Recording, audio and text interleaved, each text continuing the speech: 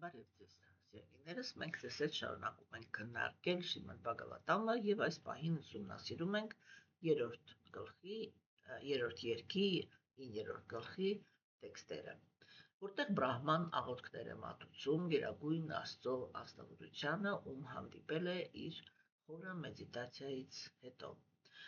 Մենք տեսանք, որ Տեր Բրահման ինքը օրինակ ցույց տվեց ընդհանրապես այդ մեդիտացիայի process-ների մասին։ Սա շատ կարևոր թեմաներ են, որովհետև արիացիները իրենք պնդում են, որ կա մեթոդ, որի միջոցով կենդանիակը կարող է կապվել Գերագույն Աստծո աստվածության հետ։ Ժամանակակից աթեիստ գիտնականները անում են ամեն ինչ, որպեսզի հերքեն արիացիների այդ արդյունքները եւ այն ամենը ինչի մասին, որ արիացիները խոսում են, այս պահին մեդիտացիան ինքը նկարագրվում է նրանց կողմից որպես մի process, որտեղ մարդիկ իրանք բարձանում էին սարերը կամ կատարում էին շրջարական վարժություններ, որի հետևանքով ուղեղի աշխատանքի հաճախականությունը փոխվում էր եւ իրենք կարող էին տեսնել գալյուցինացիաներ։ Չենք վիճելու աթեիստերի հետ, Աստված իրենց հետ, ինչպես ասում են, Աստված մեր բոլորի քննողն է, մեզ բոլորիս մեր արած չարածների պատասխան տվողն է եւ դրա համար չենք կասկածում, որ հետ առաջ արդարությունը ինքը անպայման հաստատվելու է։ Այս պահին աստվածամերժության դարաշրջան է եւ պարզ է, որ աթեիստները իրենք հնարավորություն են ստանում անել այն ամենը, ինչ իրենք հարկ են համարում։ Եվ կարելի է ասել, որ այսպես ծանրակշիռ պատասխան տվող համարյա թե չկա։ Իսկ եթե նույնիսկ կա, այդ անձնավորությունների ձայնը լսող չկա։ Հիմա սիրելիներս, ուրեմն մենք ձեզ հետ իրականում հիմա քննարկում ենք ունիկալ տեքստեր, որոնք իրենք չունեն իրենց նախադեպը այս աշխարհում, չկա այդպիսի սուրբ գրվածքներ, որտեղ նկարագրվում են այսպիսի ուղղակի եւ հստակ հանդիպումներ Գերագույն Աստծո աստվածության հետ։ Հավատալ այս տողերին, թե ոչ, դա ամեն մեկի անձնական գործն է։ Ես չեմ հոգնելու ասել, որ արիացիների գաղափարախոսությունը հենված չի հավատի վրա, մինչև այս պահը մենք արդեն պետք է հասկացողություն զարգացնեինք Գերագույն Աստծո անձնավորության, ասենք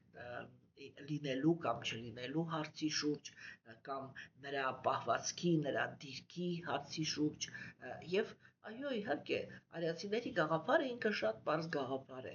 չէ՞, այսինքն ոչ թե իրենց իրականությունը շատ պարզ իրականություն է, որ եթե Գերագույն Աստծո աստվածությունը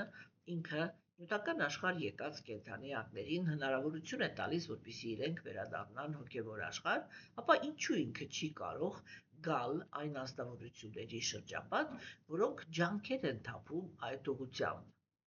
որովհետև պայմանավորված հոգիներին կոպիտ ասած չի կարելի թողնել անտեր։ Պայմանավորված հոգիները իրենք ինչին էլ որ կպնում են, այնտեղ մտցնում են իրենց կեղծ եսը։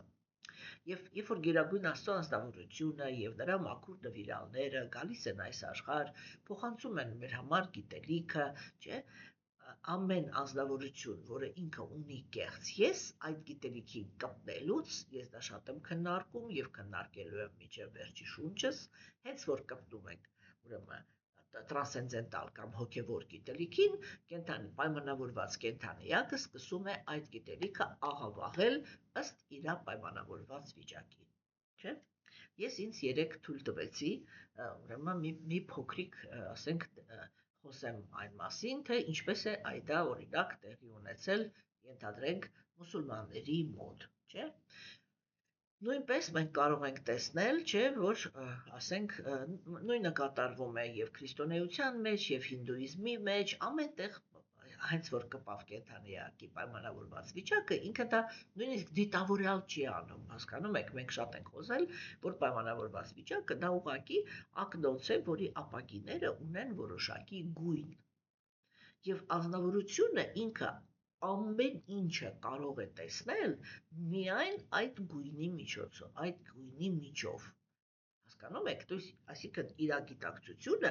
սահմանափակ է ինչ որ մի գոյավիճակի ազդեցությունով։ Իսկ այդ ազդեցությունը ինքը այդպես չի, որ Գերագույն Աստծո ազնվորությունն է մեզ տալիս։ Մենք ընտրում ենք, մենք ենք սկսում պատճառահետևանքային կապը այս աշխարհի, որտեղ գոյավիճակները դրանք պատճառահետևանքային կապեր են, եւ մենք ենք սկիզբը դնում։ Այսինքն կենդանիակը ունի ցանկություն, հա? Եվ ինչպես է ինքը հիմք դնում։ Ինքը հիմք է դնում կախված նրանից, թե ինքը ինչի է պատրաստ իր ցանկությունները իրականացնելու համար։ Հասկանում եք։ Եթե կենդանիակը ինքը պատրաստ է բռնության, կամ ասենք, չգիտեմ, էլի,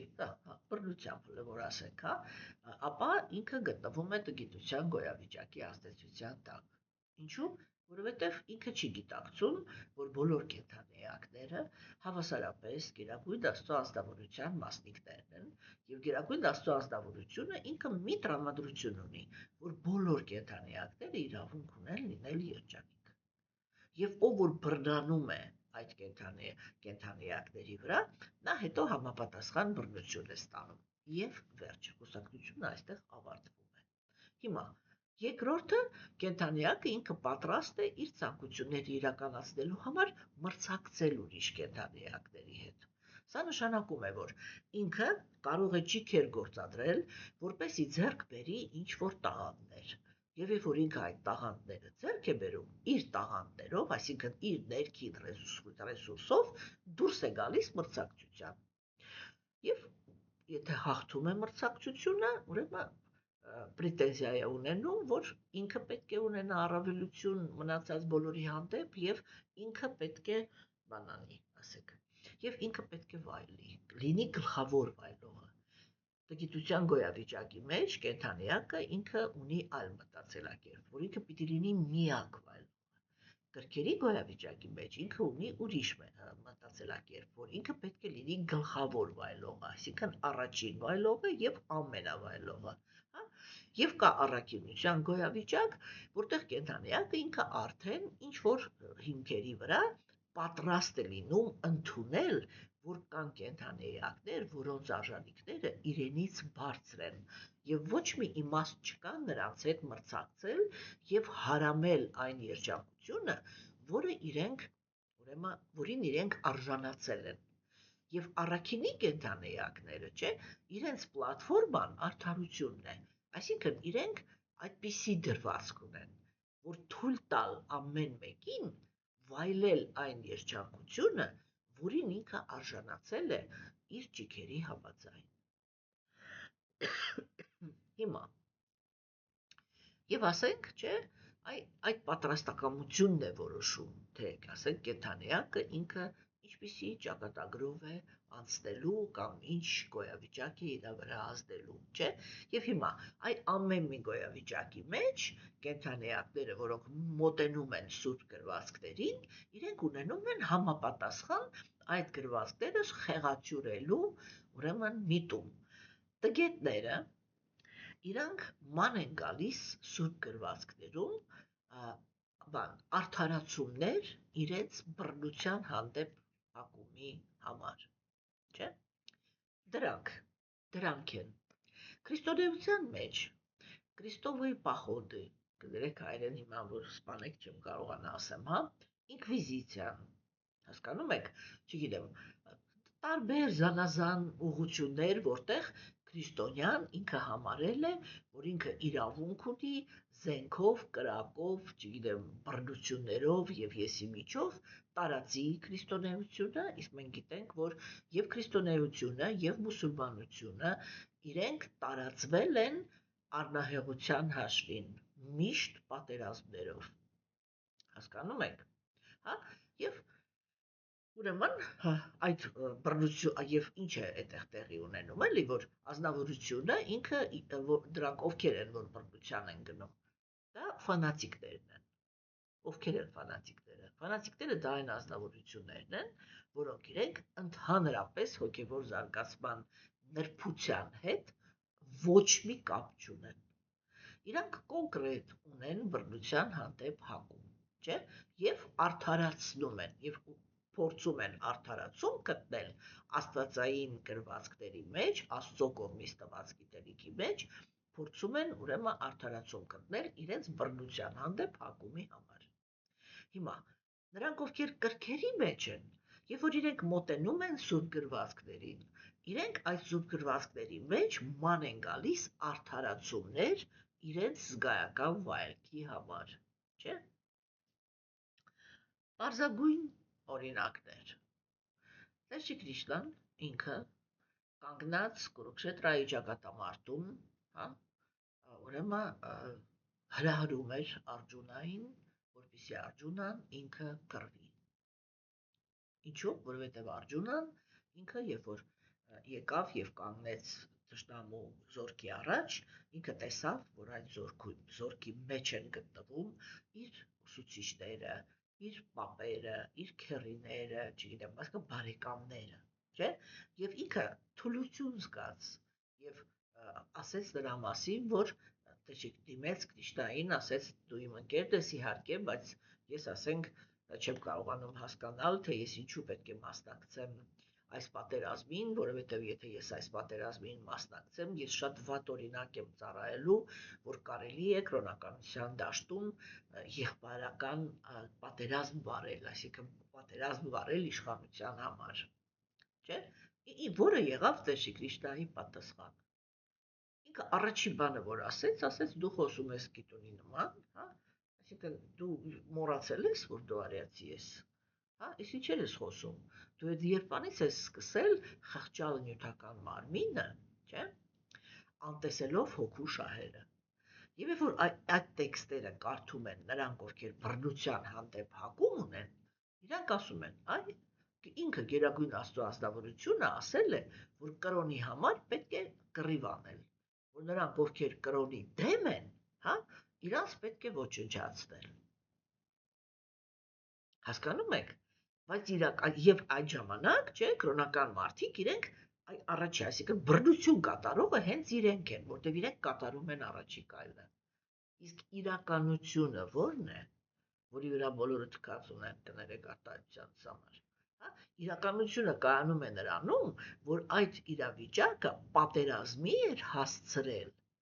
ոչ թե Արգջունան, այլ Դուրյոդհանը։ Եվ Կրիշնայի առաջ քաշած գաղափարը կայանում էր նրանում, որ եթե ինչ-որ մեկը զենքով եկել է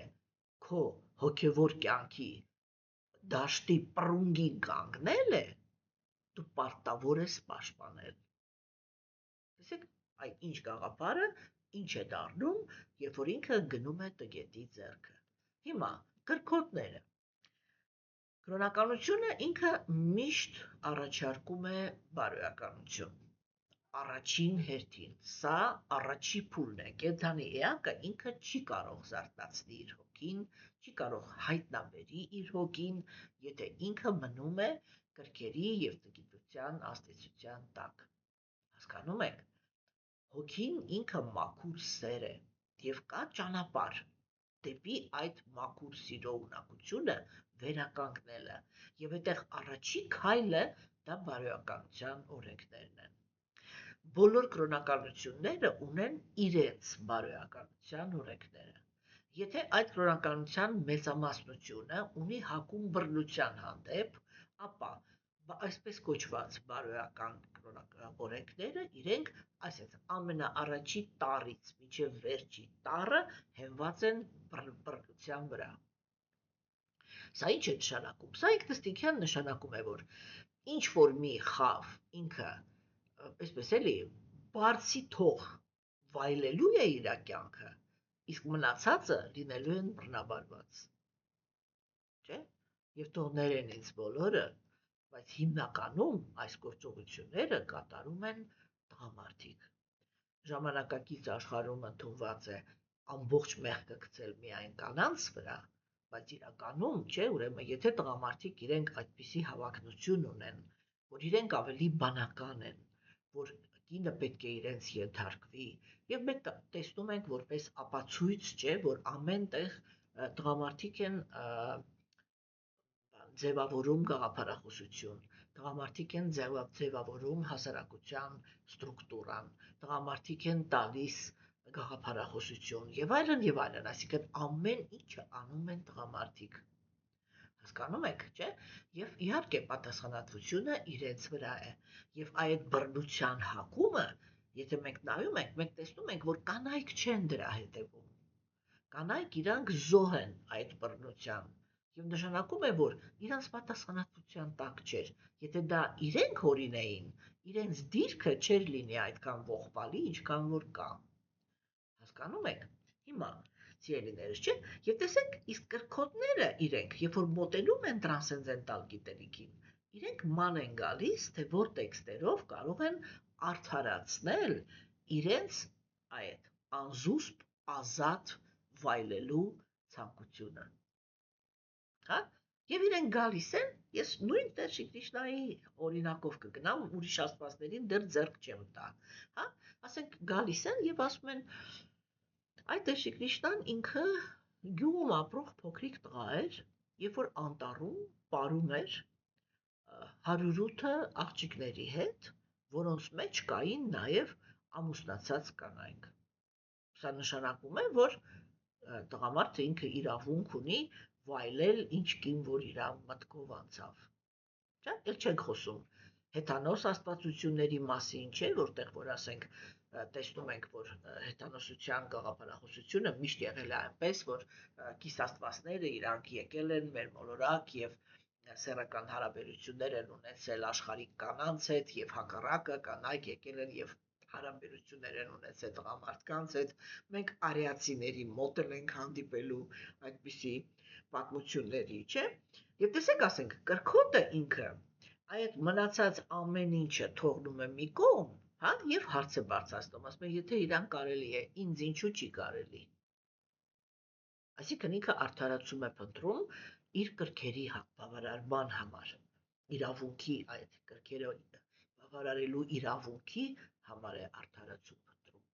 Հասկանում եք, չէ՞։ Հիմա ինչ են անում առաքինիները։ Առաքինիներն էլ են, տեսեք, մենք ասում ենք, իհարկե առաքինության գոյավիճակը ինքը համեմատ գիտության եւ կրքերի գոյավիճակի հետ շատ բարձր գոյավիճակ է, չէ՞,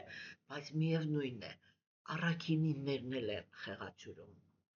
Հիմա կարևոր է տրանսցենդենտալ գիտելիքը, այսինքն այն գիտելիքը, որը արդեն ոչ մի կապ չունի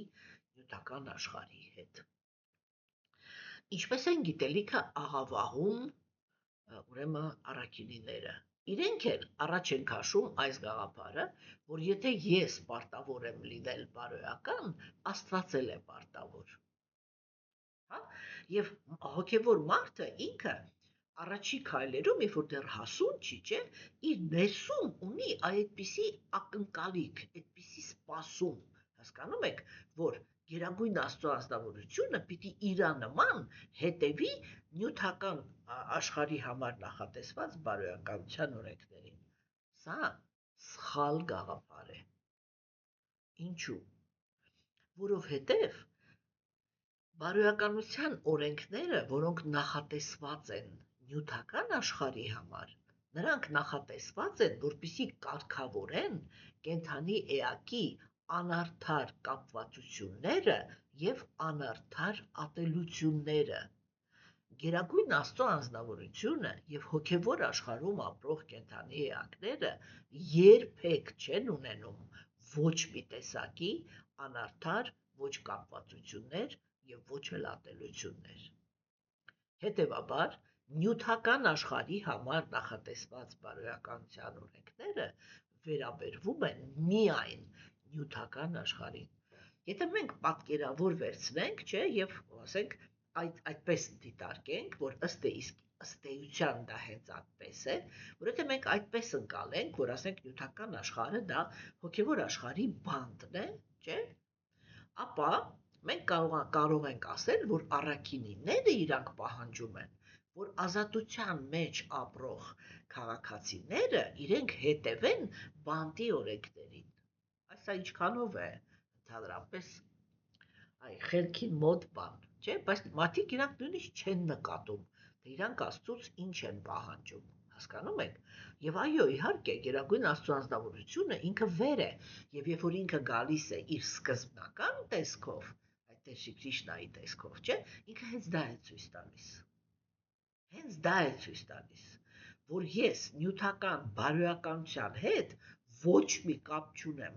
եւ երբ որ ինքը Արգյունայի հետ էր խոսում, ինքը առաջի կշտամբանքը, որ տվեց Արգյունային, հենց դա է։ Ինքը ասեց, դու երբանից ես ղեկավարվում մարմնի համար նախատեսված բարիության օրենքներով եւ մոռացել ես հոգու շահերը։ Հասկանում եք, չէ՞։ Դրա մասին էր հենց խոսակցությունը։ Եվ այդ,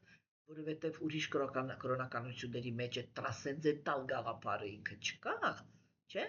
Դու պարզ է, որ բոլորն էլ իրենց վիճակը արդարացնելու համար գնում են, ոչ այդքան արդար ու մաքուր ձևերի էլի պայքարելու այդ ճշմարտության հետ։ Հիմա, սիրելիներս, չէ՞, ուրեմն մենք այս պահին տեսնում ենք, որ այո, արիացիները իրենք պնդում են, որ իրենք գիտեն, թե առաջի հերթին ինչպես է արարվել նյութական աշխարհը եւ ինչ է այդտեղ տեղի ունեցել։ Ընդ որում այդպես պնդում են բոլոր միֆոլոգիային պատկանող գրվածքները նույնպես պնդում են այդ նույն բանը, չէ՞, որ ասենք իրենք գիտեն, թե ինչը ոնց է արարվել, ինչ է ստեղծվել, ոնց է ստեղծվել, չէ՞։ Բայց որպեսզի մենք հասկանանք, թե վերջով այդ բազմազանության մեջ ինչն է, այդպես էլի, ոնց ասեմ, ճշմարտությանը ավելի մոտ իր տրամաբանությամբ, չէ՞, պետք է նայել, չէ՞, ասենք, այստեղ ինչ գաղափար է առաջ քաշվում, այդ գաղափարից ինչեր է դուրս գալիս, այնտեղ ինչ գաղափարներ են առաջ քաշվում, եւ սա պետք է արվի ազատ բանականությամբ, հանգիստ, բայց մենք հասկանում ենք, որ Աստվածամերժության դարաշրջանում այդպես չի լինում։ Ինչու՞։ Որովհետեւ Աստվածամերժերը իրանք զավթել են կրոնականությունը,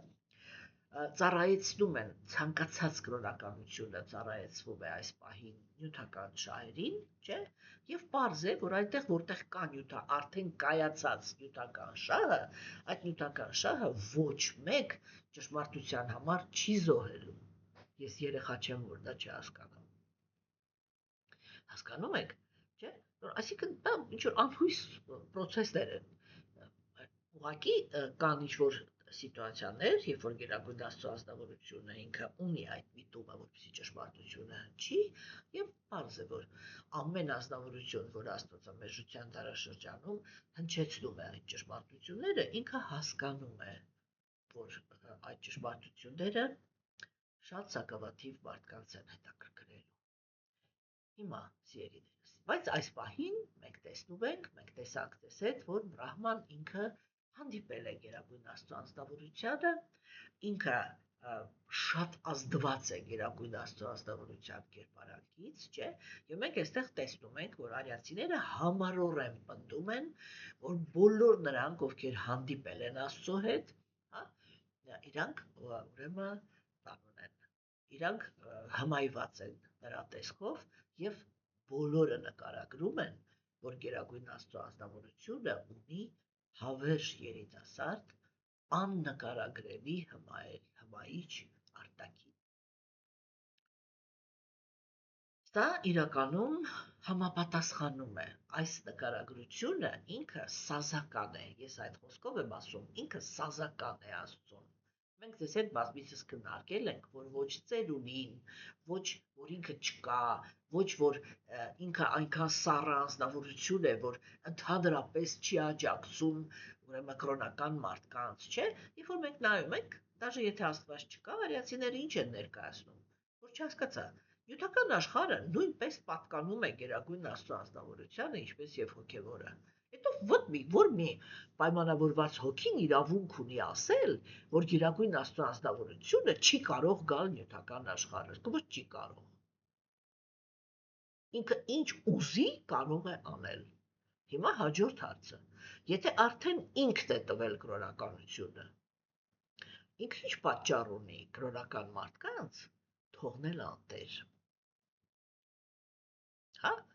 Եվ արիացիների այդ նկարագրությունը, որ իրանք շփվում էին Աստծո հետ, Ես հասկանում եմ, որ սա շոկային գաղափար է,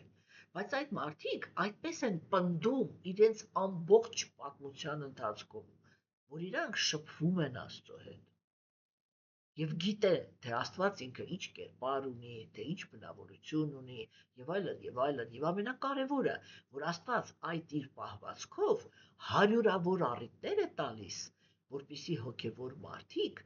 ռեալ տեսնեն Գերագույն Աստծո անձնավորության հոգատարությունը այն կենդանիակների հանդեպ, որոնք իրանք կոչվում են հոգևոր մարդիկ, իսկ այլ կերպ կոչվում են արիացիներ, որտեղ իրական հոգևոր մարդիկ իրանք արիացի են, անկախ նրանից իրանք քրիստոնյա են, մուսուլման են, իուդաիստ են, հինդուիստ են, ով են, ինչ են, իրական կրոնական մարդը ինքը միշտ ըստ էության ինքը արիացի է, ինչ որ նկարագրվում է, որ արիացին այսպիսի անձնավորություն է, ցանկացած անձնավորություն, որը ինքը հետևում է կրոնականության սկզբունքներին եւ իր մաքրությունն է վերականգնում, ինքը արիացի է։ Հիմա, սիրելիներս, չէ՞։ Եվ մենք տեսնում ենք, որ Տեր Բրահման ինքը նույնպես խիստ ազդված է հիմա Գերագույն Աստծո անձնավորության կերպարանքով։ Երեկվա տեքստը ինքը հնչում էր այսպես, որ ինքը հնչում էր այսպես, ով իմ Տեր, ես չեմ տեսնում որևէ ձևակերպ, որը կգերազանցի քո այս ձևակերպին լի հավերժ երանությամբ եւ գիտելիքով, քո անանձնական Բրահմանի փայլի մեջ, որ սփռված է հոգևոր երկնքում, տեղ չկա պատահական փոփոխությունների համար, եւ քո ներքին ուժը երբեք չի սպառվում, չնայած իմ նյութական մարմնով եւ իմ զգայարաններով պարտանալուս, ես ինձ հանձնում եմ քեզ, քանզի դու ես նյութական տիեզերքի իրական պատճառը։ Այնուամենայնիվ, թեկուզ եւ դու ես նյութական աշխարհի պատճառը, նյութը չի ներազդում քեզ վրա։ Չէ՞։ Ուրեմն մենք տեսանք, որ Տեր Բրահման ինքը երեկվա տեքստում ասեց, ես չեմ տեսնում ձև, որը ավելի բարձր է, որը կարող է գերազանցի այս քո ձևը։ Եվ այդ խոսքը, չէ, այդ նախադասությունը ինքը իրականում ոչ թե նրա մասին է, որ Գերագույն Աստծո անձնավորության բանը էլի, ձևը ինքը ինչ որ բան է էլի, եզակի է, հա, այլ ինքը խոսում է բացարձակ բանի էլի պալնատա, այդ որ ինքը լիարժեք է, հասկանում եք, այսինքն ինքը ոչ թե անգերազանցելի է բանի, իերարխիայի էլի, հայրը չգիտեմ, իերարխիայի շնորհիվ, հասկանում եք, այլ ինքը անգերազանցելի է այդ իր լիակատարությամբ, այդ ինչ որ հիմա Բրահման տեսնում է իր աչքի առաջ, չէ՞։ Եվ ասենք ինքը ասեց, որ այդ ձևը ինքը լի է հավերժ երանությամբ եւ գիտելիքով, հա։ Այսինքն Սաչիտանանդա է։ Եվ երբ որ մենք ասում ենք Սաչիտանանդա, հա, այսինքն հավերժ է, գիտելիքով լի եւ երանելի, չէ՞։ Մենք ձեզ հետ երեք խոսեցինք դրա մասին, ինչ է նշանակում գիտելիքով լի մարմին։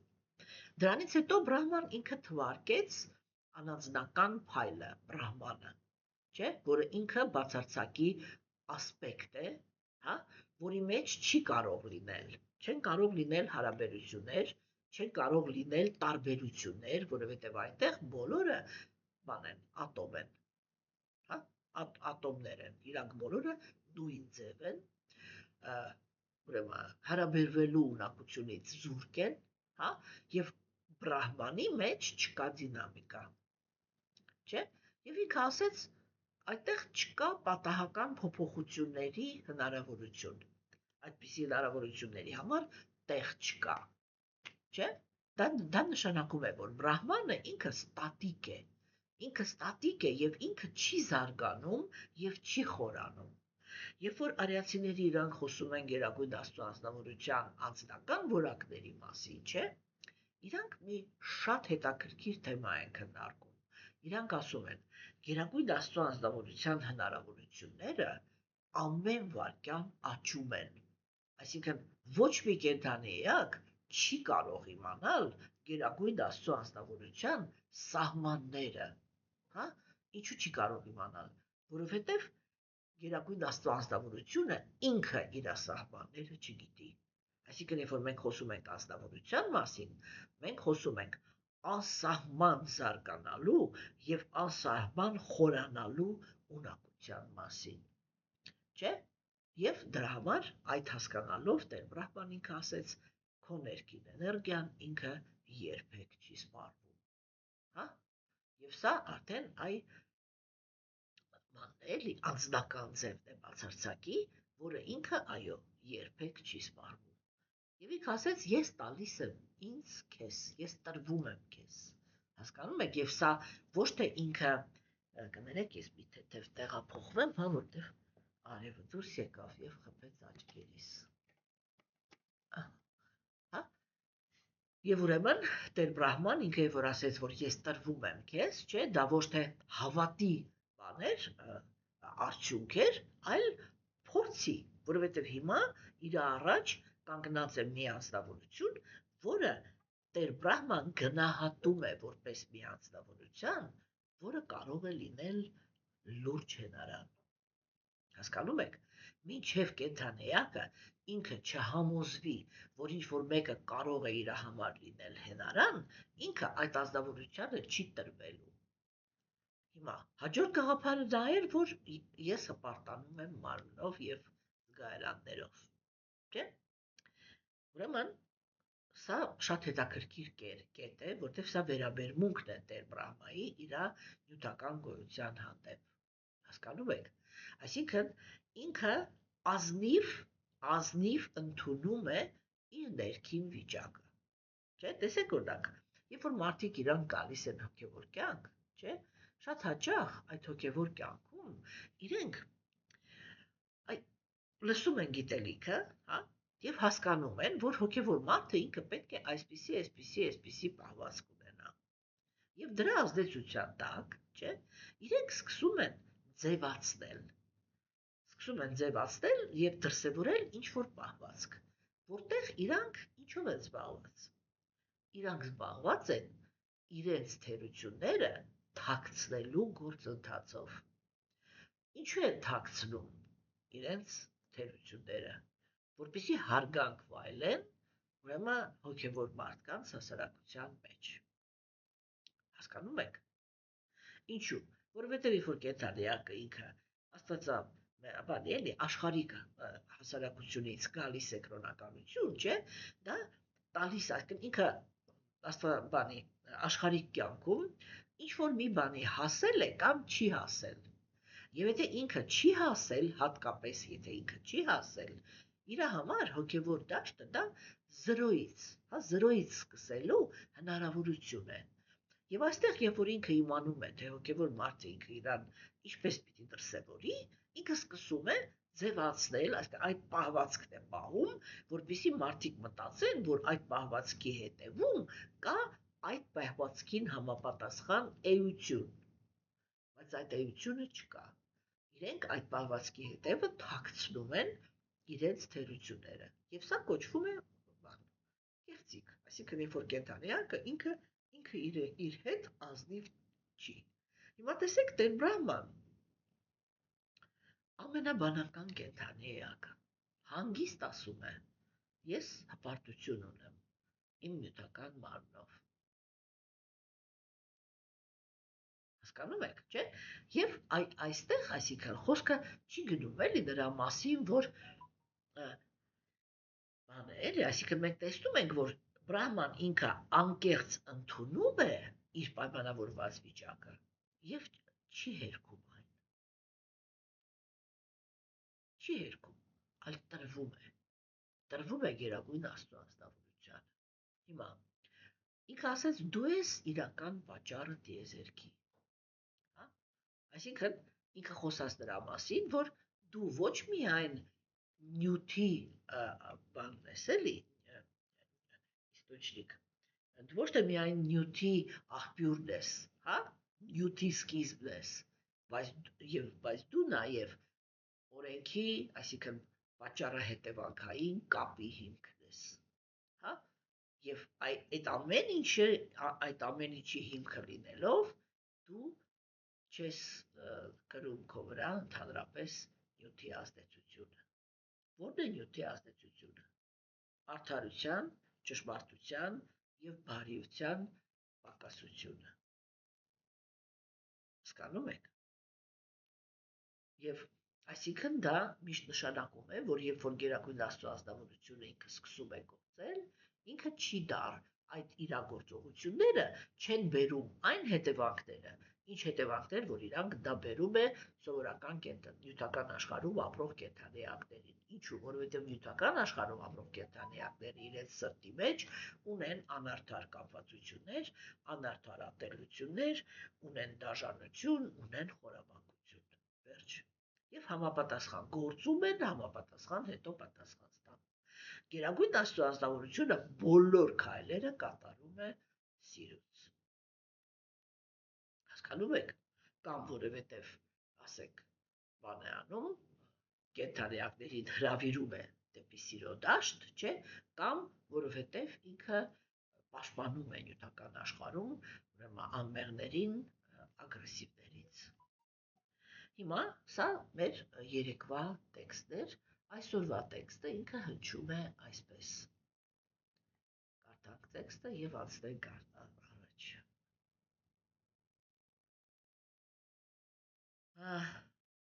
Գերագույն Աստծո անձնավորության այս ձևը, ինչպես նաև Աստծո գերագույն անձնավորության տրանսցենդենտալ ցանկացած այլ ձև, բարեբեր է բոլոր տիեզերքների համար։ Ես խորը ակնածանքով եմ խոնարհվում քեզ, որ արտահայտել ես այս հավերժ անձնական ձևը, որի վրա մտախոհում են քո նվիրալները, բայց քո անձնական ձևը արհամարհում են նրանք, ում համար նախախնամությունը տեղ է արել դժոխքում, քանի որ նրանք կլանված են նյութական առարկաների մասին մտքերով։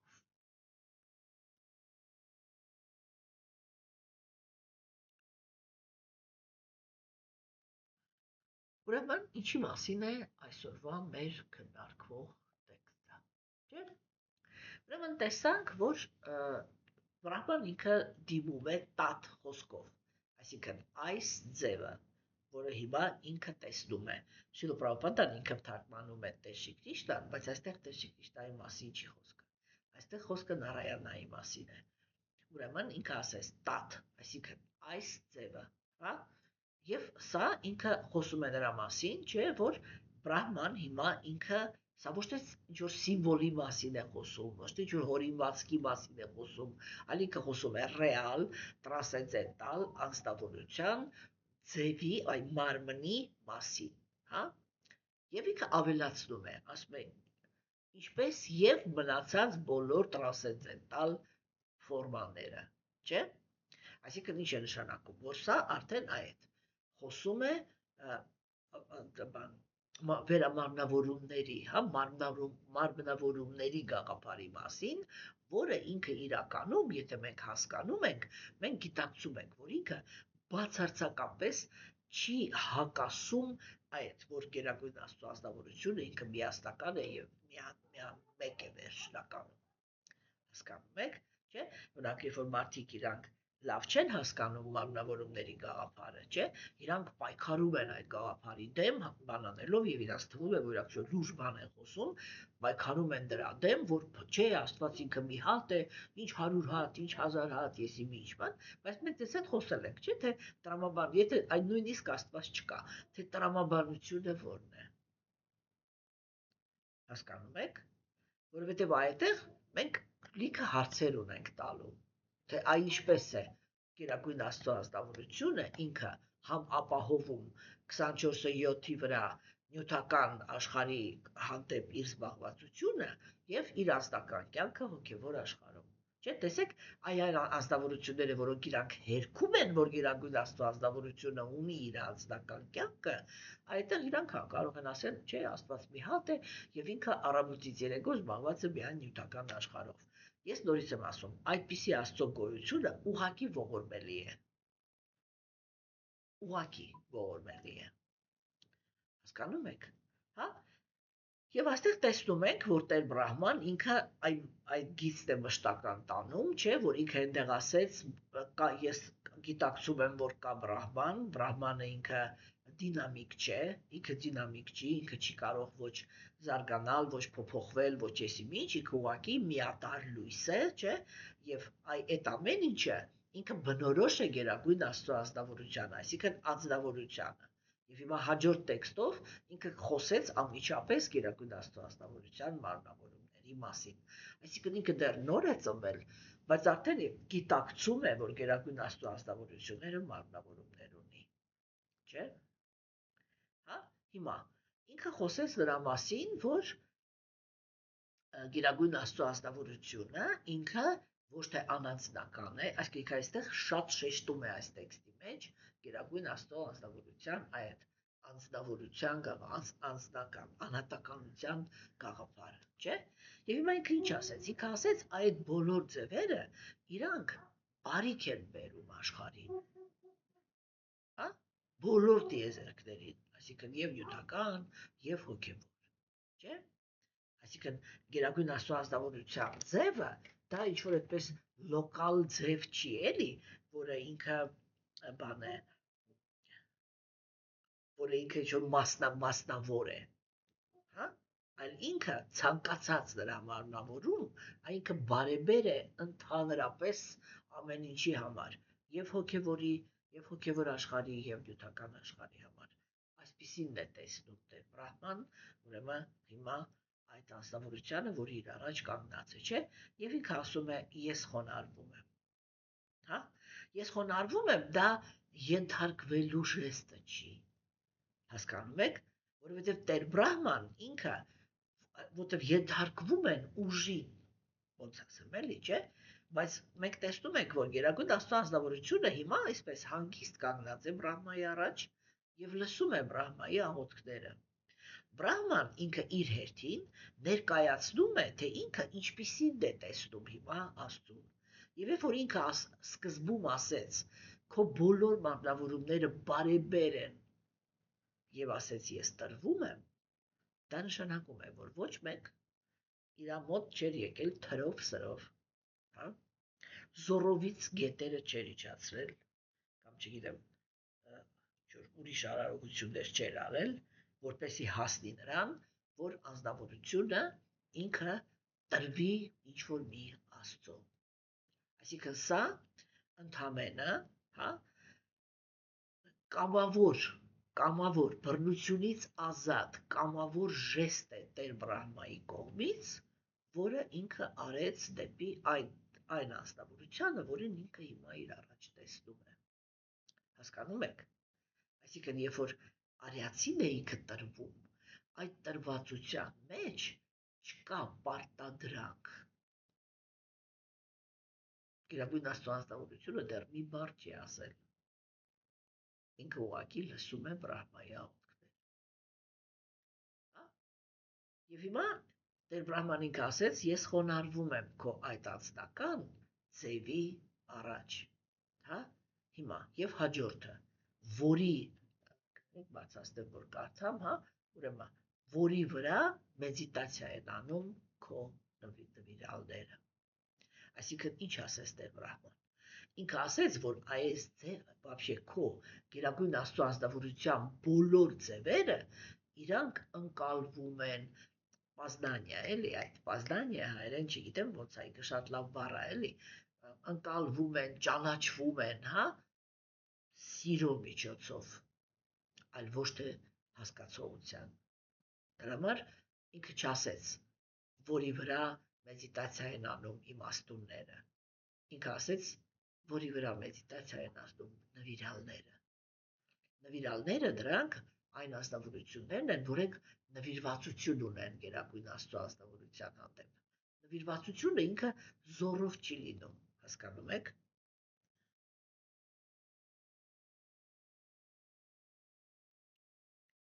Եվ այդ նվիրվածությունը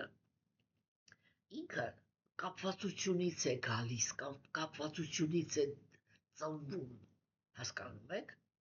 Եվ սա ինքը շատ կարևոր կետ է, չէ՞։ Հիմա Եվ ինքը ասեց, որ այս նույն ձևերը արհամարում են նրանք, ովքեր որ կլանված են նյութական առարկաներով։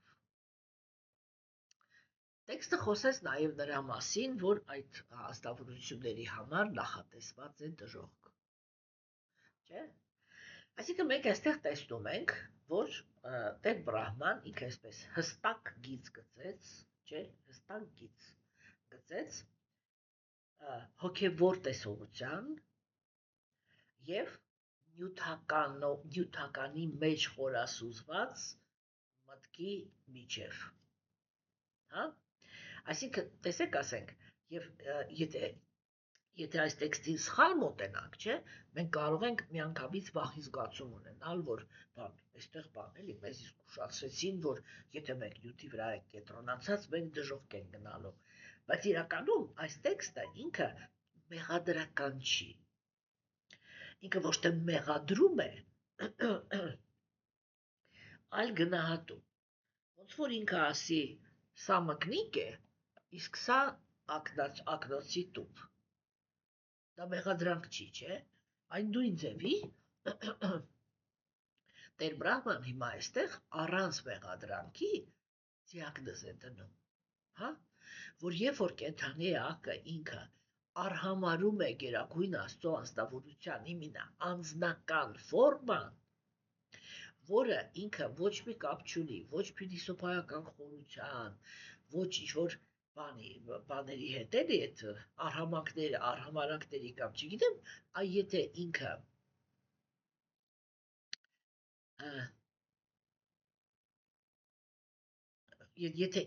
խորասուզված է Գերագույն Աստծո անձնավորության հետ, չէ, ուրեմն ինքը զարգացնում է նվիրվածությունը։ Եվ երբ որ ինքը այդ նվիրվածությունը զարգացնում է, ինքը տրվում է Գերագույն Աստծո անձնավորությանը։ Իսկ դա որպես մինիմալ պլատֆորմա, հա, որպես մինիմալ պլատֆորմա Գերագույն Աստծո անձնավորության տրվածությունը տալիս է այն, որ անձնավորությունը ինքը ճիշտ է ապրում իր կյանքը։ Իսկ որպես մաքսիմալ տալիս է այն, որ կենդանեակը ինքը հաստատվում է հոգևոր երաժշտության մեջ։ Հասկանում եք։ Իսկ եթե ազնվորությունը ինքը հերքում է Գերագույն Աստծո ազնվորության ձևը, չէ՞, ուրեմն իր ամբողջ ուշադրությունը, այսինքն ինքը չի ստանում օբյեկտ, որի վրա կարող է կենտրոնացնել իր միտքը, եւ իր միտքը մնում է կենտրոնացած նյութական աշխարհի օբյեկտների վրա, հասկանում եք։ Իսկ նյութական օբյեկտները իրանք պահանջում են տիրել, պահանջում են, ասենք, տիրելու իրավունք են պահանջում, ղեկավարելու իրավունք են պահանջում եւ պահանջում են, որ կարողանան օգտագործել, հասկանում եք։ Եվ այստեղ Տեր Բրահման ինքը նկարագրեց մի պրոցես, որտեղ մենք կարողացանք հասկանալ, որ Գերագույն Աստծո անձնավորության անձնական ձևը ինքը ոչ թե ապացուցվում է, այլ ճանաչվում, երբ որ տեղի է ունենում հանդիպումը։ Այսինքն Գերագույն Աստծո անձնավորությունը ինքը ճանաչվում է հարաբերությունների մեջ, հասկանում եք։ Եւ այս տեքստով Բրահման ինքը փորձեց նկարագրել, հա, այն գիտակցությունը, որը ինքը խորասուզված է նյութի մեջ, եւ նկարագրեց, որ այդպիսի գիտակցությունը, չէ, ինքը կորցնում է իր ունակությունը, բանելի, ստեղծել հարաբերություններ Աստծո հետ, ինչու, որովհետեւ իր ամբողջ ուշադրությունը ուղղված է դեպի անձնական բանը, անձնական շահույթը, հա, եւ անձնական անվտանգությունը։ Հա, այդպիսի ազնվորությունը ինքը ոչ թե այստեղ չի ասում էլի, որ այդպիսի ազնվորությունը ինքը հերքում է Աստծուն։ Բրահման ինքը խոսում է նրա մասին, որ այդպիսի անձնավորությունը ինքը չի կարող տեսնել Աստծուն։ Ինչու, որովհետև իր ընկալման ապարատը զբաղված է միայն նյութական աշխարհով։ Կենդանիակը պիտի կարողանա իր միտքը եւ իր զգայարանները, հատկապես աչքերը, կտրել նյութական աշխարհից, որպեսզի գերագույն Աստծո ազնվորությանը տեղ տալ, որ ինքը կարողանա արտահայտվի։ Եվ Բրահման ինքը հիմա այս երկու բանի մասին է խոսում, հասկանում եք, չէ՞։ Ուրեմն ինչ վերաբերվում է սրտի մաքրագործման ընթացքի հետ կապված, ապա այս տեքստը ինքը շատ կարևոր երևույթի մասին է եւ շատ կարևոր գործ է անում, եթե մենք դրան ճիշտ ենք մոտենում։ Այսինքն տեքստը ինքը ներկայացնում է օբյեկտիվ իրականությունը, ոչ թե որ դժոխք է գնում։ Նյութական աշխարհը ինքը իրանով դժոխք է։ Հավերժ հոգու համար ժամանակավոր կյանքը, գոյատևության պայքար մղելը, մեկ թշնամանքի դաշտում ապրելը, չէ, այդ ամեն ինչը իր համար արդեն դժոխք է։ Դրա համար, երբ որ մենք այդ դժոխքի մեջ խոսում ենք դժոխային եւ տրախտային մոլորակների մասին, սա շատ հարաբերական է։ Բրահման ինքը խոսեց օբյեկտիվ իրականության մասին։ Հասկանում եք, երբ որ բոլոր օբյեկտները իրերը, մարդիկ, չգիտեմ, գաղափարները, որոնք գոյություն ունեն այս աշխարհում, չէ՞, այդ նրանք ովքեր կենտրոնացած են այդ ամեն ինչի վրա, իրանց համար գերագույն Աստծո ազնվորության անձնական ձևը դառնում է անհարմար։ Ինչու՞։ Առաջին հերթին, որովհետև գերագույն Աստծո ազնվորությանը հնարավոր չի մատերի վրա խաղացնել։ Կամ եթե մենք ժամանակակից լեզվով ասենք, հնարավոր չի մանիպուլյացիայի ենթարկել։ Հասկանում եք, չէ՞։ Այդ ազնվորությանը հնարավոր չի օգտագործել։ Ինքը համառորեն հրաժարվում է օգտագործված լինելուց, հա։ Եվ ինքը այն ազնվորությունն է, որի առաջ պետք է լինել մաքուր։ Եվ դրա համար է, որ նյութական գիտակցությունը, որը ինքը ձգտում է առավելություն, ասենք, կեղտոտված ցանկություններ ունի, չէ՞, ուրիշ կենդանիակների հանդեպ առավելություն ունենալու է ձգտում, պատրաստ է այդ ձգտման մեջ դաժան արարքներ կատարի, չէ՞, պարզ է, չէ՞, որ այդ ամեն ինչի մեջ մաքրության կոչք անող, մաքրությունը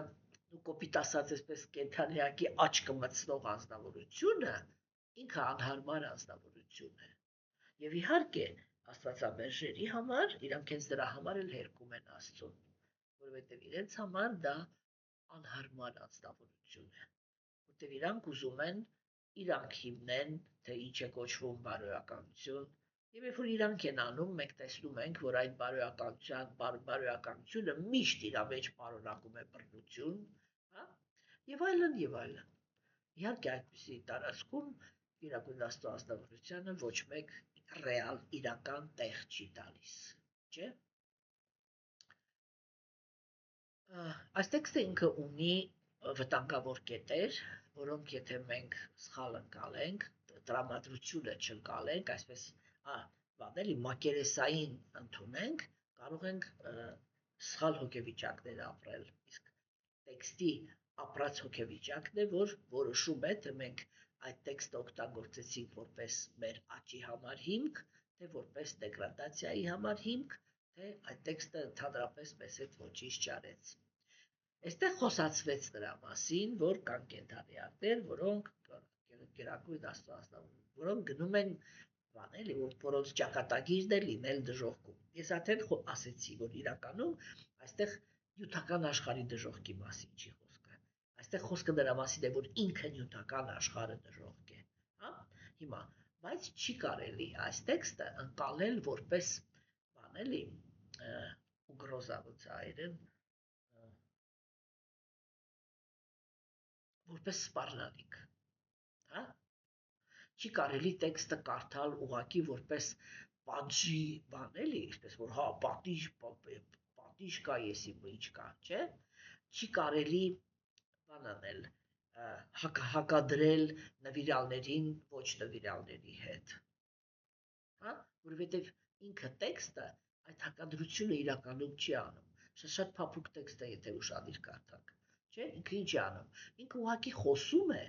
երկու տեսակի գիտակցության մասին։ Հասկանում եք։ Եվ երբ որ խոսվածում է դժողքի մասին, խոսացվում է այ գիտակցության վիճակի հետևանքի մասին։ Մի արա պատճառը, որ չունենաս հետևանքը։ Հասկանում եք։ Եվ այսպես մենք տեսնում ենք, որ Տեր Բրահման ինքը առաջի քայլը կատարեց, որպեսզի հանդիպի Աստծուն։ Այսինքն հոգևոր մարդիկ իրանք պետք է շատ խիստ հետևեն այս սկզբունքին եւ հասկանան, որ Գերագույն Աստծո անձնավորության անձնական ֆորման երբեք ոչ մի պարագայում չի կարելի մարդուն պարտադրել, навязывать, պարտադրել դեպքում, навязывать, այն որ զորովից ստիպես, որ մարդը ընդունի, հա, որովհետև այդ ազնվորությունը ինքը բացվում է միայն այնտեղ, որտեղ կենթանի էակը ինքը դադարում է լինել տարված նյութական աշխարհով։ Ինքը շարունակում է հաշվի նստել նյութական աշխարհի հետ, բայց տրված չի, հա? Եվ այնտեղ, որտեղ որ ազնվորությունը ինքը պատրաստ է ունենալ հարաբերություններ, այլ ոչ թե բոլոր հարաբերություններում ձգտել լինել ղեկավարի դիրքում։ Հասկանում եք, այսպիսի փափուկ բաների մասին է այս տեքստը, հա? Եթե մենք այսա չընկալենք, որ Գերագույն Աստծո ազնվորությունը ինքը հիմա իր ձևը չի պարտադրում Բրահմային, հա? Որ Բրահման ինքը հասկանում է, թե ինչի հաշվին Գերագույն Աստծո ազնվորությունը կանգնեց իր առաջ։